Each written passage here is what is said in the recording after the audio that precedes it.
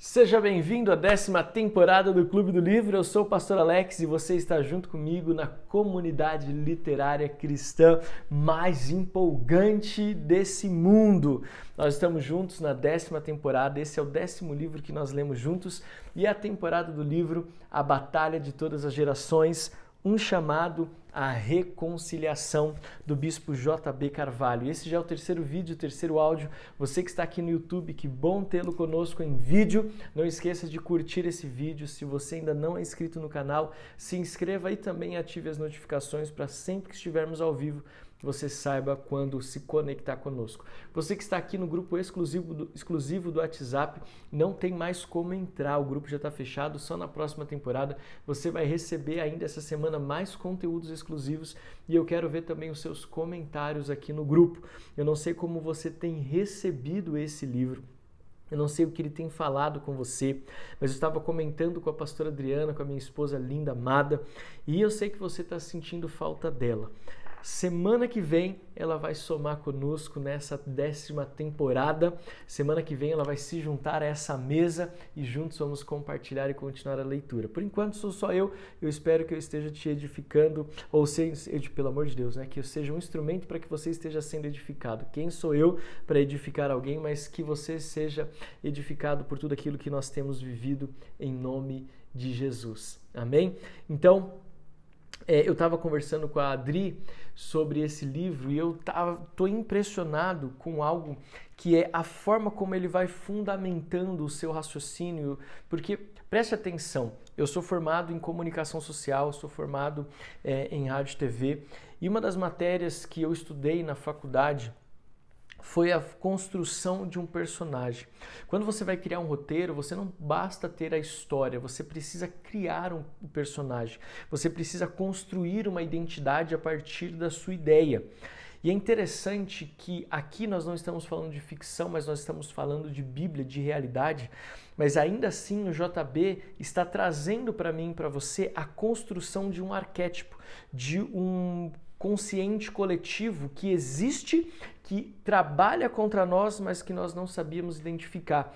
E não só ele está identificando, mas como ele está construindo esta identidade de uma forma clara e objetiva para que eu e você possamos entender. E isso aqui tem sido para mim, nesse primeiro capítulo, foi assim o que mais me impactou. Claro que a questão da veia profética, da luz que se apaga, que nós vimos no capítulo 1, tudo isso chamou a minha atenção, mas a construção, mas principalmente pelos fundamentos bíblicos, ganhou meu coração. E eu quero saber como isso tem sido para você. Escreve aqui nos comentários do vídeo, enquanto estamos transmitindo ao vivo. Escreve lá no grupo do WhatsApp, pode assistir no YouTube, mas escrever lá no grupo do WhatsApp, compartilhe. O que você está vendo, ouvindo e o que você está lendo, o seu comentário pode ser a resposta da oração de alguém que faz parte da nossa comunidade literária. Amém? Então, dito tudo isso, você que está chegando agora para a sua primeira temporada, pastor, ainda estou meio perdido, fica tranquilo, sempre que nós pudermos, nós vamos trazer um ambiente para você, tá? Mas por enquanto só se deixa ser tocado pelo Espírito, seja influenciada pelo Espírito e receba de coração aberto tudo que nós temos para ministrar. Tá bom? Nós vamos começar hoje o capítulo 2 e no vídeo de hoje teremos apenas o capítulo 2. O capítulo 3 ele será dividido ou distribuído em 4 vídeos e 4 áudios, porque eles não são capítulos uniformes. Então hoje, capítulo 2, e a partir de amanhã, quinta-feira, o áudio 1 ou vídeo 1 do capítulo 3. Como eu falei para você, as ilustrações desse livro são marcantes e nos auxiliam na construção da visualização dessa obra literária. É muito bom você ver a excelência no meio cristão, você vê a excelência, e eu tenho visto cada vez livros melhores diagramados dentro do contexto cristão, isso é maravilhoso. Amém? Então vamos lá, capítulo 2, Amaleque, os filhos da amargura. E aqui ele está pontuando algo central da sua narrativa profética e estratégica. Senhor, nós entregamos este áudio, este vídeo, entregamos o nosso Clube do Livro e te agradecemos por termos às mãos esta obra literária tão impactante, A Batalha de Todas as Gerações, um chamado à reconciliação. Deus, que no vídeo de hoje o Senhor fale ao nosso coração, que Teu Espírito testifique ao nosso espírito, que os nossos olhos se abram e que nós possamos assimilar a estratégia que o Senhor tem para nos dar com essa literatura. Eu quero abençoar esse irmão, essa irmã, aonde eles estiverem, que eles estiverem fazendo, no carro, em casa, nos afazeres domésticos, no devocional em família, que o Senhor os abençoe, em nome de Jesus. Amém. Amém?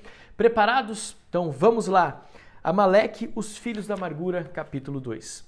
Ao longo dos anos, tenho me debruçado sobre as razões pelas quais homens bons se tornam maus, heróis mudam de lado e profetas viram bruxos. Aqui nessa primeira frase, ele já me pegou de cara com algo que eu estava pensando depois de ontem, quando a gente leu a final do capítulo 1. Ele usou uma expressão que está martelando na minha cabeça até agora, que é a gênese do mal. Quando ele fala gênese, o princípio do mal, o princípio de todas as coisas, chamou minha atenção porque, na verdade, o mal é uma construção diária do diabo na nossa vida. Ele tenta todos os dias corromper, mutar o nosso coração, fazer com que a gente passe por uma mutação, como foi o último subtópico, se eu não me engano, do capítulo 1. De mudar a nossa identidade, de mudar os nossos princípios e os nossos valores. Mas o que me chamou a atenção é que o diabo vai fazendo isso diariamente por doses homeopáticas. Então, ao longo do tempo, nós precisamos entender que muitas vezes pessoas boas se tornam más, porque existe uma partícula, é uma construção. Eu estava falando isso com a Adri. É um ponto que começa e toma conta do todo. É um ponto que começa e pega ali uma oportunidade, o diabo pega uma oportunidade e ali ele vai construindo e ramificando como uma célula cancerígena para tentar tomar conta de todo o nosso ser. Então, isso me chamou muita atenção, essa gênese do mal me chamou muita atenção. E eu quero muito que você esteja conectado comigo, com isso. Então, bons se tornam maus, heróis mudam de lado e profetas viram bruxos. O tema é recorrente no cinema. O menino Messias de Star Wars se transformou em Darth Vader. Aqui... E é muito legal porque eu vi o esboço dessa mensagem, e é interessante porque ele vai caminhando questões espirituais e do nosso cotidiano numa leveza e traz uma compreensão muito legal. Então agora ele vai trazer, isso faz parte também dessa comunicação pós-moderna, você vai agora entender mais profundo algumas questões, é porque ele vai trazer por uma realidade mais perto da grande maioria. O motivo? Sua incapacidade de lidar com a perda da esposa no parto do filho, Luke Skywalker. Muitas pessoas, por não conseguirem digerir as suas decepções, tornam-se Amaleque. Muitas pessoas, por não conseguirem digerir suas decepções, tornam-se Amaleque. Gente que abraçou suas dores e ficou enviesado por suas feridas. Sméagol, de O Senhor dos Anéis, era Gollum, que, enfeitiçado pelo poder do anel, corrompeu-se por dentro e tornou-se um monstrinho. É a inveja amargurada em ação. E o que dizer de Absalão? O príncipe de Judá foi vencido pela ofensa, profundamente machucado pelo estupro de sua irmã Tamar, cometido pelo seu irmão Amnon, e pela omissão de Davi, que nada fez. Ele foi tomado por um ódio no coração, que o levou a tramar e a executar um plano para matar o seu irmão. Veja, a gênese do mal, a partícula que nós às vezes não damos atenção. Existe, creio, um ponto de mutação, onde as pessoas chamadas por Deus mudam de lado e saem para interpretar papéis que não são os seus. Aqui eu te faço uma pergunta. Você tem interpretado, ou você tem sido o que Deus te chamou para ser, ou você tem interpretado um papel que Deus não te deu? Eu estou refletindo isso aqui agora.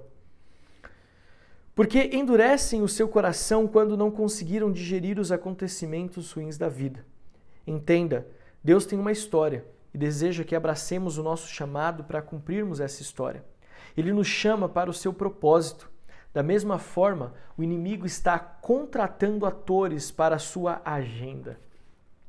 E é interessante porque ele fala que quando nós não estamos cumprindo o propósito, nós nos tornamos atores de uma agenda maligna. É o tipo de pessoa fácil de aceitar esse tipo de papel que o inimigo oferece e o tipo de pessoa fácil de aceitar esse tipo de papel que o inimigo oferece é a pessoa ferida. Satanás recruta para o seu exército pessoas que se recusam a ser saradas pelo perdão e pela reconciliação.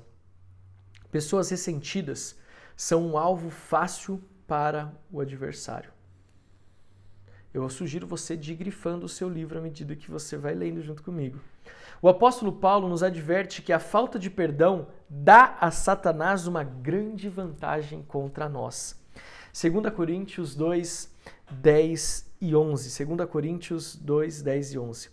A quem perdoais alguma coisa, também eu perdoo, porque de fato, o que tenho perdoado, se alguma coisa tenho perdoado, por causa de vós, o fiz na presença de Cristo, para que Satanás não alcance vantagem sobre nós, pois não lhe ignoramos os desígnios. Esse texto nós lemos recentemente na igreja, eu sou pastor, um dos pastores da Renovada.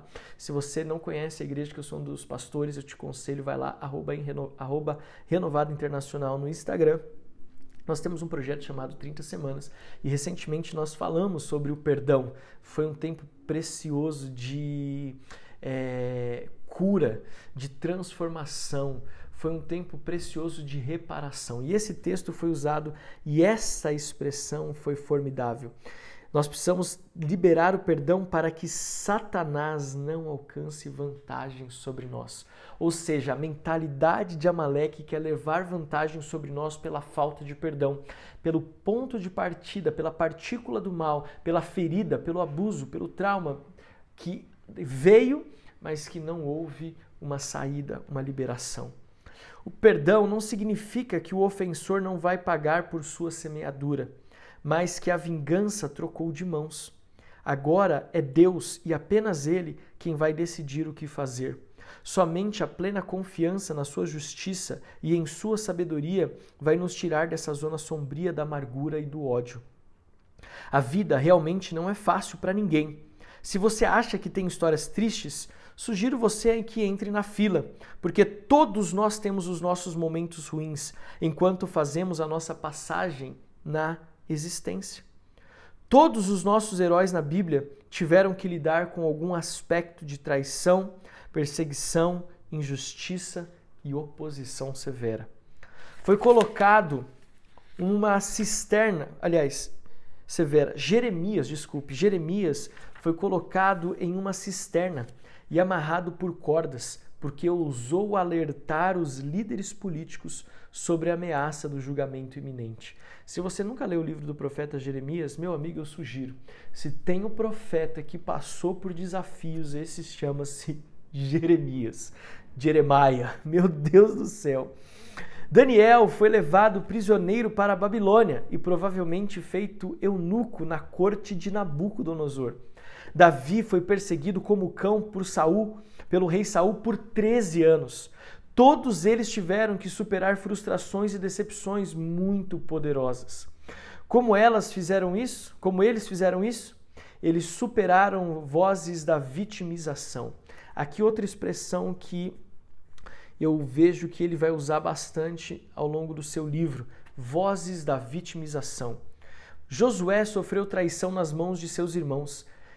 José sofreu traição nas mãos dos seus irmãos e acreditou que estava no lugar errado durante a maior parte da sua juventude.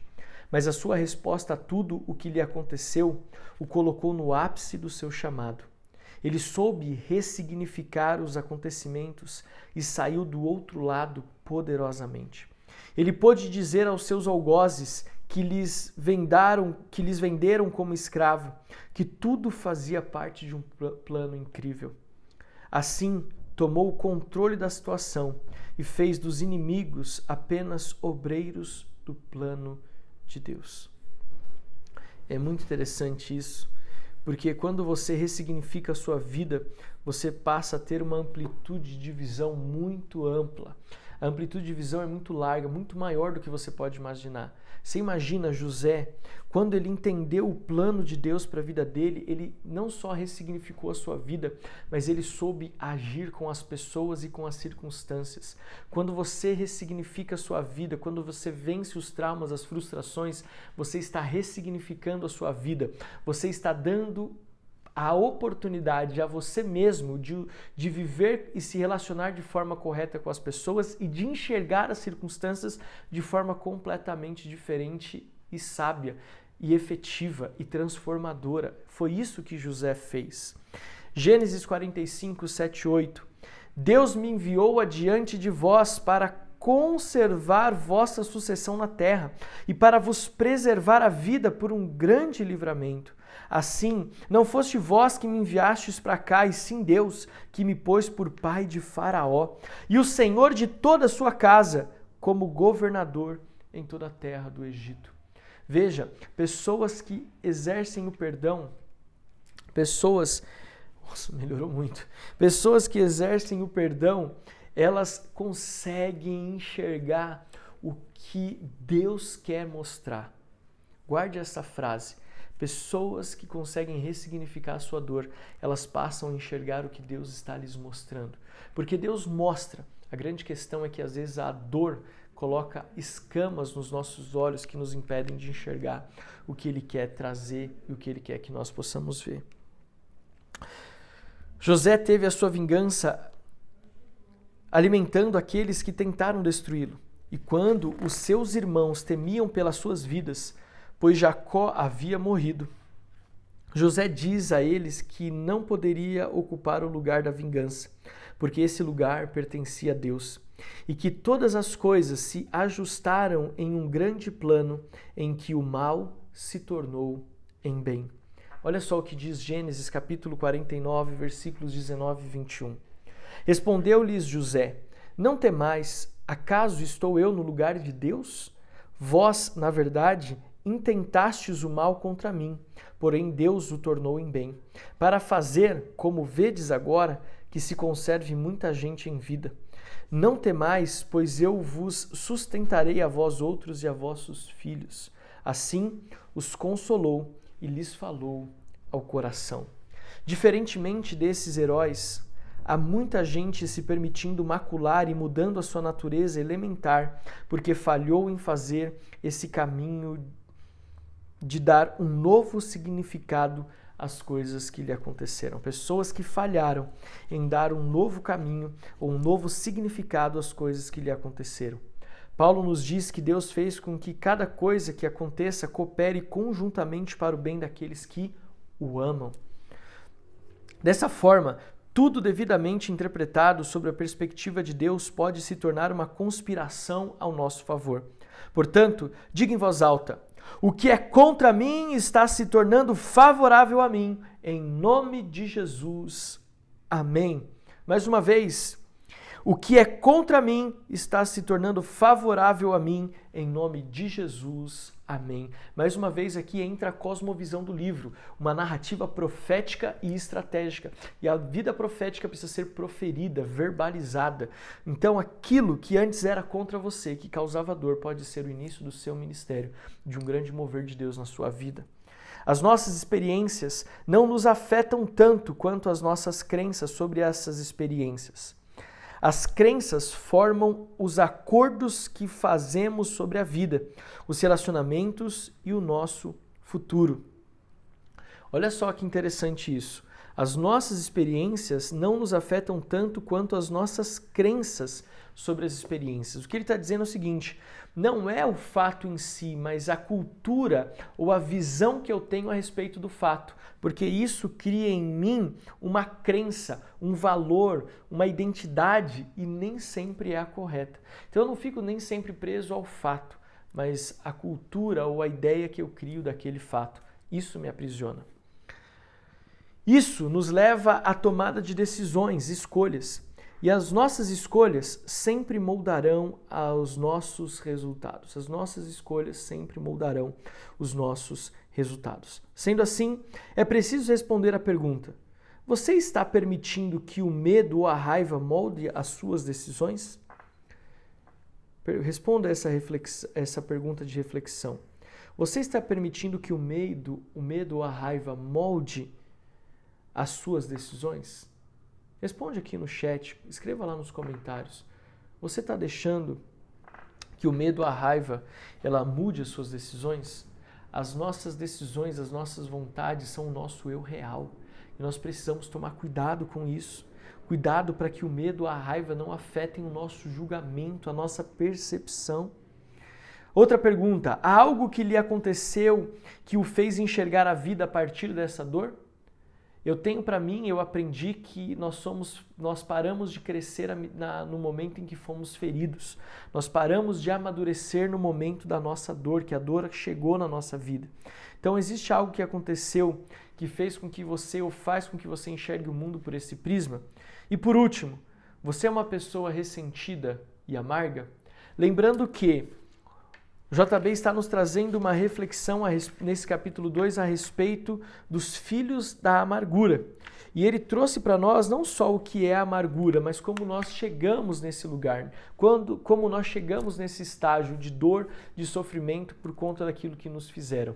Pessoas e circunstâncias, pessoas e lugares, pessoas, circunstâncias e a crença a respeito daquilo que eu vivi. Tudo isso é um combo explosivo para afetar o meu discernimento, o meu julgamento e as minhas decisões. De novo, quem fez, o que fez, aonde fez e a crença que eu criei em cima desses 3 valores. Quem fez, o que fez, como fez, quando fez. Esses 4 fundamentos geram uma crença a respeito daquilo que eu vivo e isso impacta diretamente as minhas decisões. Eu vou repetir as perguntas para você guardar no teu coração. Você está permitindo que o medo ou a raiva molde as suas decisões? Algo que lhe aconteceu que o fez enxergar a vida a partir desta dor? Você é uma pessoa ressentida e amarga? No seu livro você tem um espaço aqui embaixo e eu gostaria muito de convidar você a responder essas perguntas em nome de Jesus. Bom, estamos encerrando o vídeo 3 e o áudio 3 do nosso Clube do Livro. Hoje, nosso capítulo 2 foi um capítulo mais curto e amanhã nós começamos o capítulo 3, que tem como título Amaleque hoje. Aqui ele vai começar a fundamentar como nós encontramos o espírito de Amaleque hoje, como ele uma vez que permitido, como ele cresce, como ele se entranha na nossa vida e tenta mudar a nossa identidade a partir da gênese ou do princípio do mal que nós permitimos na nossa vida. Que Deus abençoe você, responda essas perguntas, reflita nesse livro. Se precisar, ouça mais uma vez esse áudio, assista mais uma vez esse vídeo, para que tudo faça sentido, tudo se encaixe na sua mente, no seu coração, mas principalmente no seu espírito. Eu quero agradecer você que está comigo no Clube do Livro, quero agradecer você que está compartilhando, falando, você que é um divulgador, aonde você for, comente que você está vivendo no Clube do Livro, convide outras pessoas a se juntarem a nós. Não dá para entrar no grupo do WhatsApp, mas dá para acompanhar pelo YouTube. Vai no YouTube, indica, manda o link do YouTube para essas pessoas e vamos ampliar o nosso Clube do Livro, vamos ampliar a paixão pela literatura, mas mais do que isso, vamos dar acesso ao reino de Deus de forma efetiva e transformadora ao maior número de pessoas. Esse é o objetivo do Clube do Livro. Comente, compartilhe, escreva os seus comentários, escreva aqui o que o Espírito Santo está ministrando no teu coração, porque é um clube, um grupo de edificação mútua. O seu testemunho, o seu compartilhar é a resposta de oração de alguém. Guarde isso no teu coração, em nome de Jesus. Eu te vejo amanhã às 19 horas, sempre à noite agora, os nossos vídeos dessa 10ª temporada, porque às 8 da manhã eu estou lá no meu perfil do Instagram, @alex_lustosa, com a leitura do Evangelho de Marcos. Todos os dias, 2 capítulos comentados do Evangelho de Marcos para edificar a sua vida. Então, de manhã às 8 e à noite às 19, um dia inteiro. Começamos juntos, encerramos juntos aquilo que o Espírito Santo tem para fazer e para falar ao nosso coração. Compre esse livro, se você puder, tire uma fotinho sua assistindo a esse vídeo, lendo o livro, para que publique nas suas redes sociais, marque o Clube do Livro, marque o meu perfil no Instagram e vamos juntos. Eu te abençoo. Deus, em nome de Jesus, que nós possamos viver a transformação, nos livrar desta espírito de ofensa, desta semente maligna, Senhor amado, de ofensa, de ira, Senhor amado, de tristeza, Deus, que muitas vezes tenta nos acometer. Eu peço, Senhor amado, que haja um livramento, um abrir dos olhos, um descortinar para um novo tempo na vida desse irmão, na vida dessa irmã, em nome de Jesus Cristo de Nazaré. Amém. Deus te abençoe e até amanhã com mais um vídeo, o primeiro vídeo do capítulo 3, o primeiro vídeo do capítulo 3 desse livro, A Batalha de Todas as Gerações, um chamado à reconciliação. Deus te abençoe.